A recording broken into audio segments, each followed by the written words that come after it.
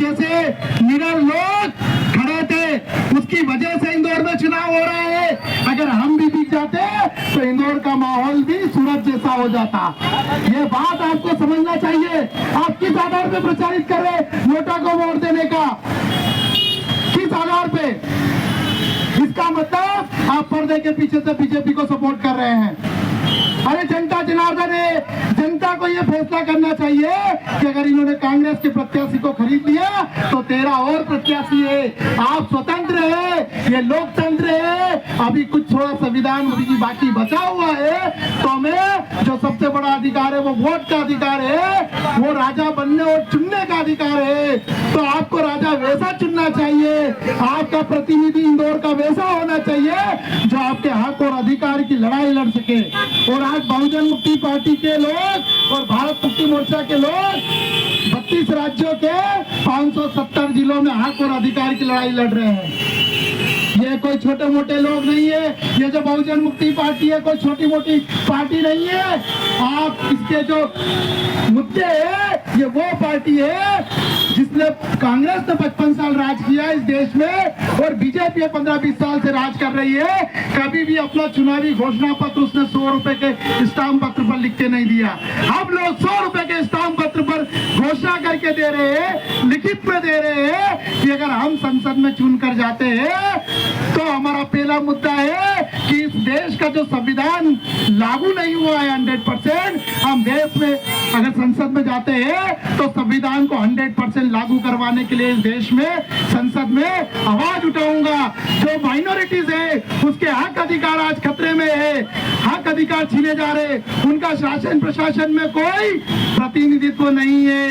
क्यों नहीं है? क्योंकि यहाँ पर जनगणना ही नहीं हो रही है। किस वर्ग की कितनी संख्या है, किस जाति की कितनी संख्या है, किस मजहब की कितनी संख्या है, ये बताया नहीं जा रहा है। जब तक संख्या नहीं पता चलेगी तो प्रतिनिधित्व की बात कैसे होगी, उसका शिक्षा का बजट कैसे फिक्स होगा, उसके समाज का विकास का बजट कैसे फिक्स करेंगे? अरे भाई गिनती होगी तभी ना हमारे रोजगार और स्वास्थ्य और शिक्षा का बजट फिक्स होगा। पर लगभग 1952 से लगा के ये 2024 चल रहा है, अभी तक ना तो कांग्रेस ने जनगणना की ना बीजेपी ने किया। केवल कांग्रेस और बीजेपी जुमलेबाजी कर रही है। आज हम भारत मुक्ति मोर्चा और बहुजन क्रांति मोर्चा और बहुजन मुक्ति पार्टी के लोग जब जातिगत जनगणना की मांग कर रहे हैं तो राहुल गांधी जी बॉम्बे में जाके बोल रहे हैं ओबीसी की जातिगत जनगणना होना चाहिए। अरे भाई बोलना और करना, आपने 55 साल राज किया, आपने जातिगत जनगणना क्यों नहीं की?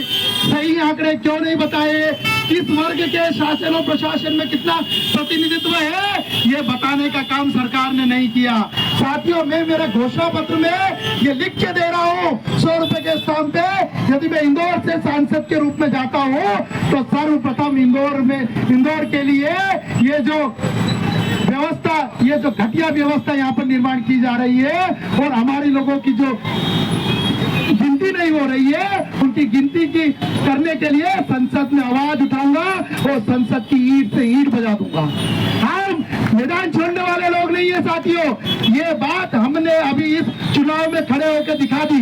हमको भी बहुत दबाव और प्रेशर बनाया गया, गरीब पड़ोस की बात हुई, पर हम बिकने वाले लोग नहीं है, भिड़ने वाले लोग हैं, लड़ने वाले लोग हैं, और सड़क पे भी लड़ने वाले लोग हैं और संसद में भी लड़ने वाले लोग हैं। इसीलिए मीडिया हमको दिखाता नहीं है। सोशल मीडिया हमारा थोड़ा बहुत है तो सोशल मीडिया भी इन लोगों ने कंट्रोल कर लिया।